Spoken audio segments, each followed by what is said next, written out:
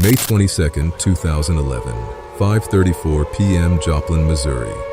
The sirens were already screaming. The sky had turned a sickly green, and a wall of destruction nearly a mile wide was moving directly toward the heart of a city of 50,000 people. This is a Joplin storm chaser. I have a large destructive tornado and on the southwest side of Joplin. Take cover. Yes, please. Right now. Please, I am telling you to yes, take cover. right now. It's tearing up the entire city on the south side of Joplin right now. Inside St. John's Regional Medical Center, nurses were pulling patients into hallways. Inside the Walmart on Rangeline Road, shoppers were abandoning their carts and running for the back of the store. On the streets, people looked southwest and saw something that stopped them cold. A massive churning wedge of black clouds stretching from the sky all the way to the ground, wider than anything they had ever seen, moving toward them at 200 miles per hour. There was no time. At 5:34 p.m., the tornado hit, and for the next 39 minutes, it tore a path 22 miles long straight through the middle of Joplin. And it's a massive tornado, massive destruction. Homes were gone in seconds. A 9-story hospital was torn apart. The high school, the Walmart, entire neighborhoods flattened. The roar was heard miles away. The debris cloud was visible from space. When it was over, 161 people were dead. More than 1,000 people were injured. Over 4,000 homes destroyed, and an entire American city had been cut in half.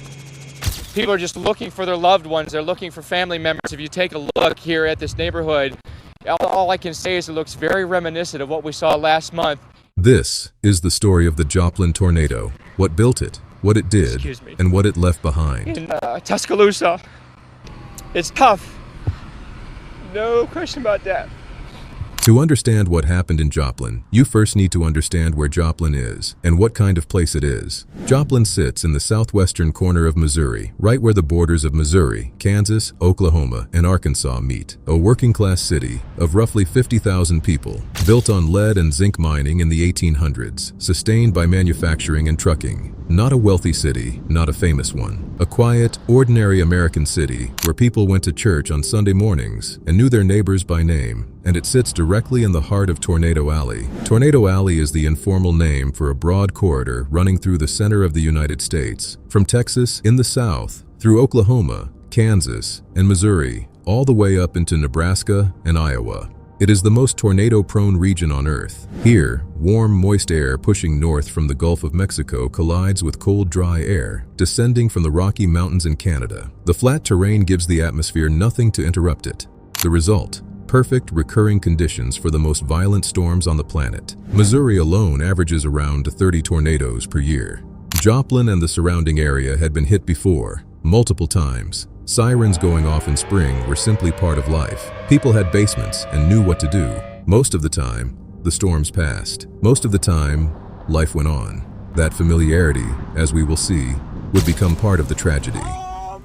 The tornado that hit Joplin on May 22nd did not appear from nowhere. The atmosphere had been building toward it for days. On the evening of May 21st, a low-pressure system was already centered over western South Dakota. Warm, moist air with dew points above 60 degrees Fahrenheit was pushing northward from the Gulf of Mexico. The ingredients for severe storm development were quietly aligning. By 8 a.m. on the morning of May 22nd, forecasters at the Storm Prediction Center had already upgraded a large area of the Midwest to a moderate risk of severe storms. Large hail was the primary concern. The tornado threat was considered possible, but isolated. Nobody was predicting what was actually coming. At the National Weather Service office in Springfield, Missouri, meteorologists were watching the data with growing unease. At 2 p.m., they released a special weather balloon to measure the atmosphere above them.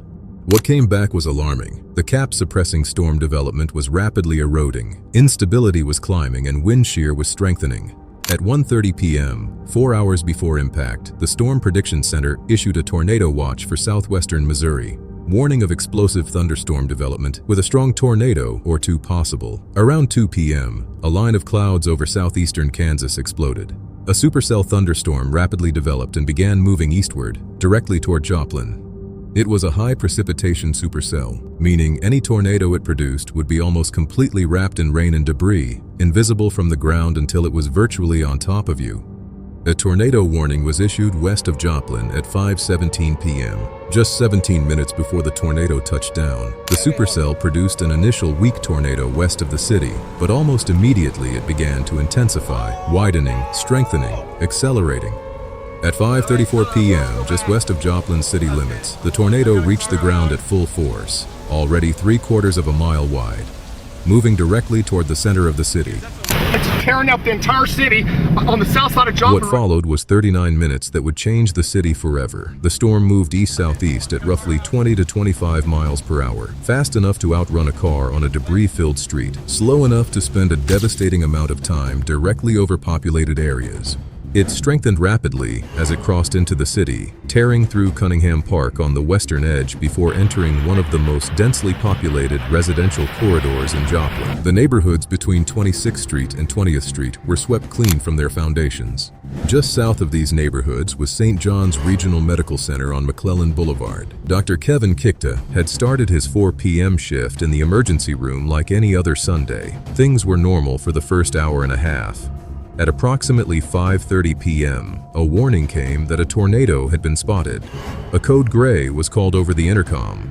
In the emergency room, Nurse Tracy Hernandez heard the panic in the hospital operator's voice and knew immediately this was different from the routine warnings they had heard before.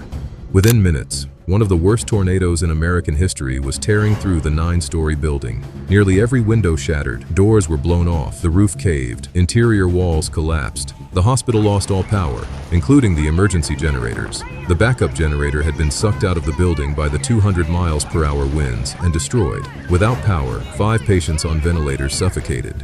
The gravel used to weigh down the roof became projectiles, shot directly through patient room windows at lethal velocity. There were 183 patients in the hospital.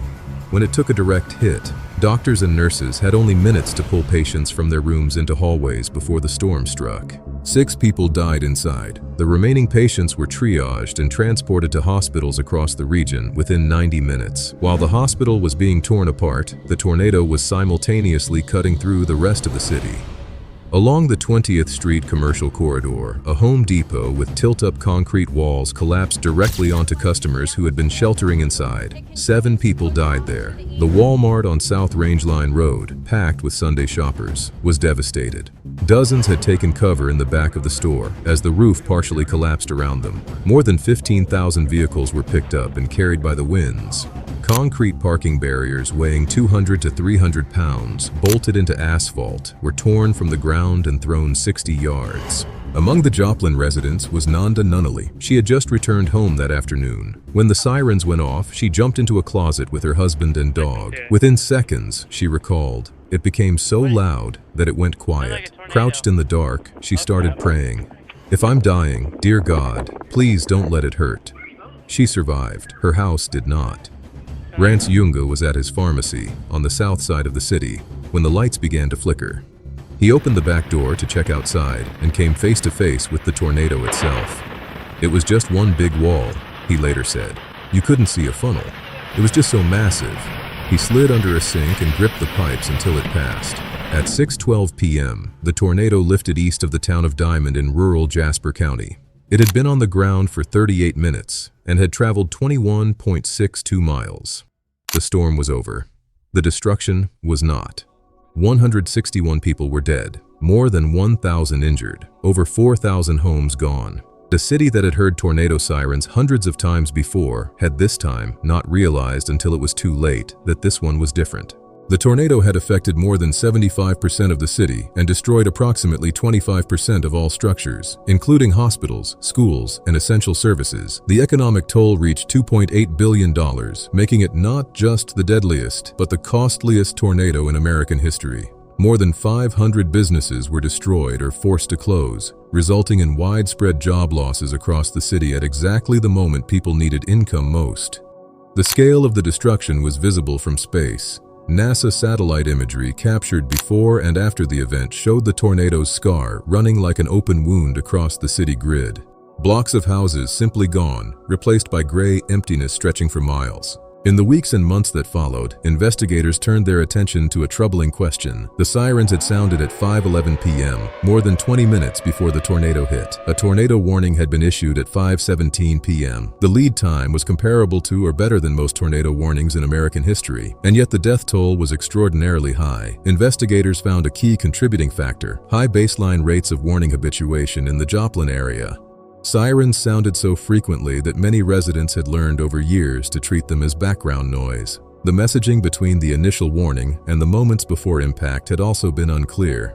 It was a warning system failure not of technology, but of human psychology, and it changed the way the National Weather Service communicated tornado warnings across the entire United States. In response to Joplin, the NWS implemented a new impact-based warning system, reformatting tornado warnings to include explicit language about the potential for loss of life, rather than simply stating that a tornado had been detected. The goal was to cut through the habituation and make people understand that this warning was different. Beyond the physical destruction, the psychological damage was profound and long-lasting. Research conducted at 6 months and 2.5 years after the tornado found that rates of PTSD in the Joplin community had actually increased over time, rather than declining. An unusual finding that researchers attributed to the historic scale of destruction, the challenges of rebuilding, and the loss of so many community anchors simultaneously. Entire neighborhoods, schools, workplaces, and social networks had been wiped out at once. For many survivors, there was no familiar environment left to return to. The recovery that followed was, by most measures, remarkable. Within the first year, Joplin received $39 million in recovery funds. By 2014, 90% of the homes and businesses destroyed by the tornado had been replaced. New schools were rebuilt, with storm shelters capable of accommodating not just the student population, but all residents within a 1/4 to half-mile radius. An automatic unlocking system was installed that activates the moment a tornado watch is issued. No human decision required. St. John's Regional Medical Center, which had stood since 1896, was demolished. A new Mercy Hospital built to withstand extreme wind events opened in 2015. Joplin High School was rebuilt. A new graduation ceremony was held. The class of 2012, the students who had been freshmen when the tornado hit, graduated in a new building in a city that was slowly finding its feet again. President Obama spoke at the ceremony, and his words resonated far beyond Joplin. He gave a powerful message of finding light in the dark. You have shown the world what it means to love thy neighbor. You've banded together. You've come to each other's aid. You've demonstrated a simple truth, that amid heartbreak and tragedy, no one is a stranger. Everybody is a brother. Everybody is a sister. We can all love one another. Thank you. And I think that is the most powerful note to end on. Not the destruction, not the statistics, but the fact that when everything was gone, the homes, the schools, the hospital, the familiar corners of an ordinary American city, what remained was people helping people, strangers showing up with shovels, neighbors pulling each other out of the rubble, a community that refused to stay down. That love can overcome anything. That is a lesson worth carrying with you, wherever you are. If this video gave you something, please consider leaving a like, a comment, and subscribing if you haven't already. It takes a lot of time to put these stories together properly, and your support is what makes it possible to keep doing that. To everyone who already supports the channel, thank you. Genuinely. You are the reason these videos exist. Stay safe out there, and I'll see you in the next one.